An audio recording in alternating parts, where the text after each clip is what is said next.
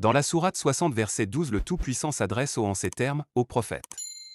Quand les croyantes prophètes viennent te prêter serment d'allégeance, et en jurent, qu'elles n'associeront rien à Allah, qu'elles ne voleront pas, qu'elles ne se livreront pas à l'adultère, qu'elles ne tueront pas leurs propres enfants, qu'elles ne commettront aucune infamie ni avec leurs mains ni avec leurs pieds et qu'elles ne désobéiront pas en ce qui est convenable, alors reçoit leur serment d'allégeance, et implore d'Allah le pardon pour elles. Allah est certes, pardonneur et très miséricordieux. Le serment d'allégeance, Bay'a al-Islam, tous les récits et hadiths authentiques dans Bukhari, Muslim, Abu Daoud, At-Tirmizi et autres se rapportant à la conquête de la Mecque évoquent le serment d'allégeance prêté au prophète. PSL samedi le 25 septembre 2021 chez S'abonner. Nous vous remercie toujours pour votre encouragement.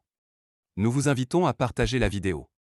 Le serment d'allégeance, Bay'a al-Islam, tous les récits et hadiths authentiques dans Bukhari, Muslim, Abu Daoud, At-Tirmizi et autres se rapportant à la conquête de la Mecque évoquent le serment d'allégeance prêté au prophète, PSL, par les femmes de la Mecque et par ses compagnons. Le terme attesté qu'il n'y a de Dieu que Dieu, mode principalement verbal, diffère d'une allégeance de foi ou de croyance. Dans leurs commentaires coraniques, Sabourin et Ibn Kathir confirment que le jour de la conquête de la Mecque, les hommes et les femmes sont venus prêter le serment d'allégeance au prophète Mahomet, PSL, et à Umar, R.A. D'aucuns diront que le premier des 5 piliers de l'islam est l'attestation de l'unicité de Dieu et de la prophétie de Mahomet, PSL. Est-ce que ce serment peut remplacer l'attestation que Dieu est unique et que Mohammed, PSL, est son messager? Le shérif démontre en ces termes que c'est cette attestation de foi même qui constitue le serment, car le serment renforce et détaille l'attestation de foi. Lorsque vous partez acheter une voiture et qu'on vous donne le prix, est-ce qu'on vous donnera le prix des pneus, des phares, du moteur, du réservoir et autres en détail, ou bien c'est le prix global qu'on vous donne? Le prix qui vous sera donné englobe tout ce qui constitue la voiture, et c'est comme ça aussi que les piliers de l'islam sont donnés et leurs détails sans suite. Dans la sourate 60 verset 12, le Tout-Puissant s'adresse en ces termes, aux prophètes.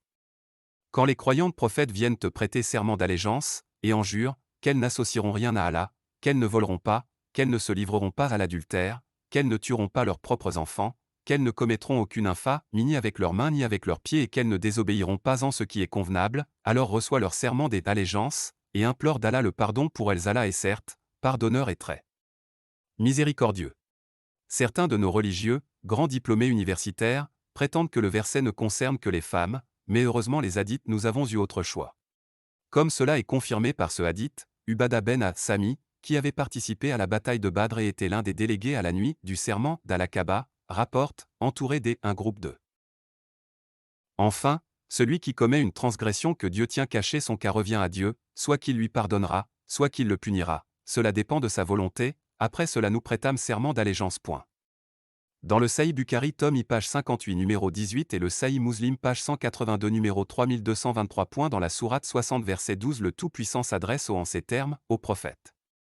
Quand les croyantes prophètes viennent te prêter serment d'allégeance, et en jurent, qu'elles n'associeront rien à Allah, qu'elles ne voleront pas, qu'elles ne se livreront pas à l'adultère, qu'elles ne tueront pas leurs propres enfants, qu'elles ne commettront aucune infamie ni avec leurs mains ni avec leurs pieds et qu'elles ne désobéiront pas en ce qui est convenable, alors reçoit leur serment d'allégeance, et implore d'Allah le pardon pour elles. Allah est certes, pardonneur et très miséricordieux. Certains de nos religieux, grands diplômés universitaires, prétendent que le verset ne concerne que les femmes, mais heureusement les hadiths, nous avons eu autre choix. Comme cela est confirmé par ce hadith, Ubadah ben As-Sami, qui avait participé à la bataille de Badr et était l'un des délégués à la nuit du serment d'Al-Aqaba, rapporte, entouré d'un groupe de ses compagnons, le messager de Dieu dit, « Prêtez-moi serment d'allégeance sur ce qui suit, n'associez à Dieu nulle autre chose, ne pas voler, ne pas forniquer, ne pas tuer vos enfants, ne pas forger de mensonges et calomnier autrui, ne pas être désobéissant lors qu'il s'agit d'un certain bien. Celui qui respecte cela, sa récompense incombera à Dieu, celui qui transgresse l'une de ces choses et est alors puni dans l'ici-bas, cette punition lui sera considérée comme une expiation. Enfin, celui qui commet une transgression que Dieu tient cachée son cas revient à Dieu, soit qu'il lui pardonnera, soit qu'il le punira, cela dépend de sa volonté, après cela nous prêtâmes serment d'allégeance. Dans le Sahih Bukhari, les hommes posaient leurs mains dans celles du prophète et les femmes lui tendaient les leurs. Comme Dieu l'exalté le dit dans le Saint-Coran, ceux qui te prêtent serment d'allégeance ne font que prêter serment à Allah, la main d'Allah est au-dessus de leurs mains. Quiconque viole le serment, ne le viole qu'à son propre détriment, et remplir son engagement envers Allah, il lui apportera bientôt une énorme récompense. Sourate 48 verset 10. Chaque fidèle jure devant un témoin, lui-même assermenté, de ne jamais violer les 6 serments tirés de la sourate 60 verset 12 du Coran, 1. Je n'associerai rien à Dieu. 2. Je ne volerai jamais. 3. Je ne commettrai pas l'adulte. 4. Je ne tuerai jamais mes enfants. 5. Je ne commettrai aucune infamie ni sous les mains ni sous les pieds. 6. Je ne désobéirai jamais au prophète en ce qui est convenable.